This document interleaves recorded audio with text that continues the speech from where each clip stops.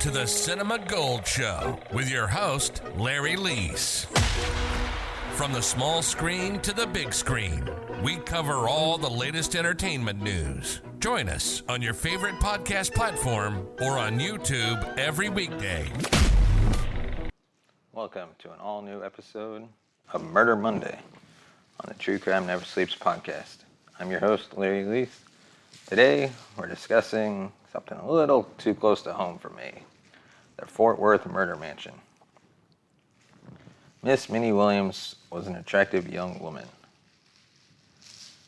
attending and finishing school in Boston when she met Mr. Henry Gordon, a successful young Chicago businessman. After her graduation, she moved to Denver to live with her elder brother, but wrote Mr. Gordon often. Minnie wasn't in love. In 1893, she agreed to be his wife and spent the rest of her life in Chicago. Minnie had inherited quite a bit of Fort Worth property, and not long after her marriage, 4 choice lots in Block 41 were sold to Alexander Bond. On that plot, a large, rooming house was soon being constructed under the supervision of Mr. O.C. Pratt. Pratt was industrious. Not busy at the building site, he found other profitable uses for his time.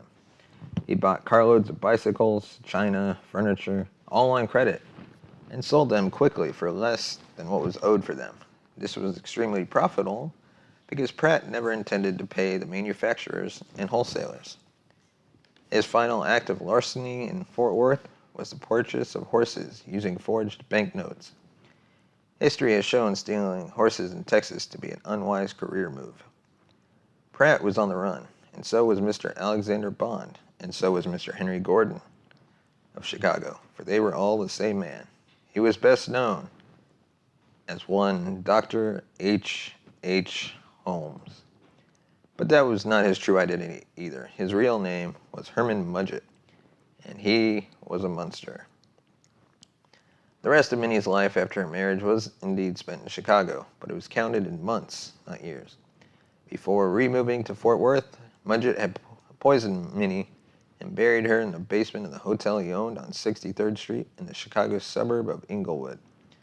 Mudgett was moving his base of operations to Texas, and the structure being built in Fort Worth was meant to take place in the Inglewood building and serve all the same functions. Those functions were grisly. The upper 2 floors of Holmes Castle, as locals called it, were a maze of 100 windowless rooms and dead-end corridors. Some were airtight and fitted with gas jets that could be operated remotely. After the scope of Mudgett's deeds became known, it was called by another name, the Murder Castle. Some estimate that Mudgett killed over 200 people in a period of 4 years. Most were Midwestern girls who had gone to the big city alone to find work. Mudgett hired them to work in shops on the ground level of his hotel building and generously offered to let them stay in one of those windowless rooms with the remotely controlled gas jets. He had beaten the Nazis to dissolution by half a century. Their bodies were then dropped down a greased chute to the basement. Some were fleshed and the skeletons articulated with brass wire to be sold to medical schools. Others were cremated in a special kiln of Mudgett's own design. If not for his decision to steal horses, the same might have happened in Fort Worth. Instead, Mudgett fled for the East Coast. When Pinkerton agents caught up with him, he was relieved to learn they were holding him for his many insurance scams instead of the horse theft warrant from Texas. He told them, quote, "I dislike fearfully to go to Fort Worth to serve a term. I'd rather be here in Philadelphia 5 years than 1 in Fort Worth." Meanwhile, Chicago authorities were discovering all the horrors the murder castle held. Skeletons, a bloody dissection table, piles of women's clothing, a giant ball of hair wrapped in a blanket. Mudgett went to the gallows on May 7th, 1896. The drop failed to snap his neck, and he strangled to death slowly. Perhaps he would have preferred Fort Worth after all.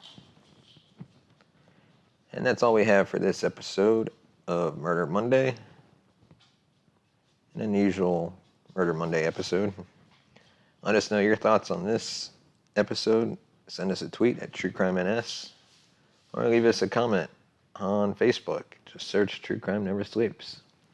Thank you for listening, and we'll see you next week. Thank you for listening to the True Crime Never Sleeps podcast. Follow us on Twitter at True Crime NS. Like us on Facebook at True Crime Never Sleeps. Send us a voice message at anchor.fm/True Crime Never Sleeps /message. Tune in next week for an all-new episode.